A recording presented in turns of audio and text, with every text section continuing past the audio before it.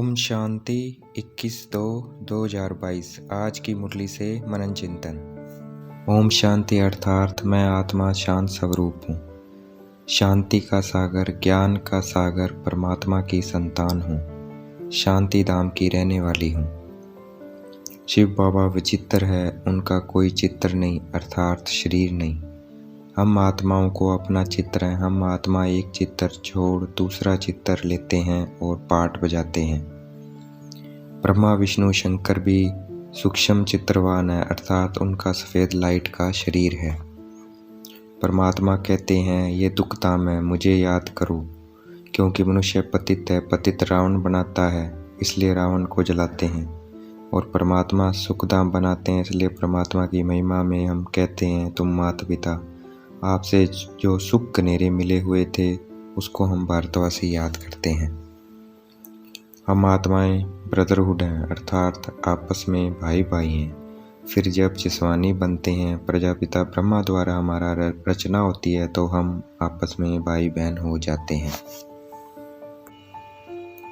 सन्यासी लोग कहते हैं परमात्मा सर्वव्यापी है। अगर परमात्मा सर्वव्यापी है तो सब फादर हो जाएं, फिर परमात्मा को हम आत्मा बच्चे नहीं हो सकते। फिर परमात्मा को हम आत्मा बच्चे फादर नहीं कह सकते। हम सब ब्राह्मण ईश्वरीय संतान हैं अर्थात ब्रह्मा के बच्चे और शिव बाबा के पोतरे हैं, इसलिए सब परमपिता परमात्मा को याद करते हैं, ओ गॉड फादर, और पिता को सर्वव्यापी कह देते हैं और फिर पिता को सर्वव्यापी कह देते हैं, जिससे वर्षे की बात समाप्त हो जाती है। बाप का फरमान है हमें अपनी देह को भी याद नहीं करना है, देह का अहंकार छोड़ अपने को आत्मा समझ बाप को याद करना है। भारतवासी भूल गए हैं कि भारत पहले हेवन था। हेवन में अकाले मृत्यु नहीं होती, हेवन में बहुत थोड़े मनुष्य होते हैं। हेवन परमात्मा ने स्थापन किया इसलिए परमात्मा को हेवनली गॉड फादर कहते हैं। कुंभ का मेला सुहावने संगम युग का मेला नहीं है। संगम युग कहा जाता है कलयुग के अंत और सतयुग के आदि को। कलयुग में कोई भी पावन नहीं है, चाहे वो कोई भी महात्मा हो। सभी कहते हैं ये पतित दुनिया है, तभी गाते हैं ये पतित पावन आओ। और कुंभ के मेले गंगा पर स्नान करने भी इसलिए जाते हैं क्योंकि पतित है। परमात्मा इन अहिलाओं, गणिकाएं, साधुओं का, गुरुओं आदि का उद्धार करते हैं, उद्धार करने आए हुए हैं। ये ला नहीं है कि पतित दुनिया में पावन हो और पावन दुनिया में पतित हो। भारत जब जीवन मुक्त था उस समय और कोई धर्म नहीं था, सिर्फ सूर्यवंशी और चंद्रवंशी थे। 84 लाख जन्म गपोड़े हैं, सिर्फ 84 जन्म होते हैं, जिसको ब्रह्मा की रात और ब्रह्मा का दिन कहते हैं। भारत में विराट रूप दिखाते हैं और ब्राह्मण है उसकी चोटी, भगवान ही ऊंचे थे। भारत में विराट रूप दिखाते हैं और ब्राह्मण है उसकी चोटी, भगवान ही ऊंचे थे, ऊंची संतान हम ब्राह्मण हैं। भारत में विराट रूप दिखाते हैं और ब्राह्मण है उसकी चोटी, भगवान की ऊंचे थे ऊंची संतान हम ब्राह्मण मुख वंशावली। ब्राह्मण अभी ईश्वर की औलाद बनते हैं इसलिए ब्राह्मण सबसे ऊंचे हैं। शिव बाबा हमारी झोली भरते हैं और माया हमारी झोली खाली कर देती है। मनुष्य पतित पावन सीताराम त्रेता वाले राम को समझ लेते हैं।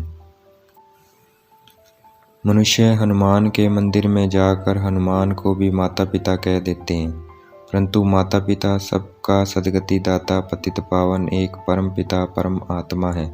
ज्ञान का सागर भी परमात्मा है। देवी देवता भी त्रिकालदर्शी नहीं है, सिर्फ ब्राह्मण ही त्रिकालदर्शी हैं। परमपिता परमात्मा हम आत्माओं को ज्ञान देते हैं, इसलिए उनका गायन है ज्ञान अंजन सतगुरु दिया।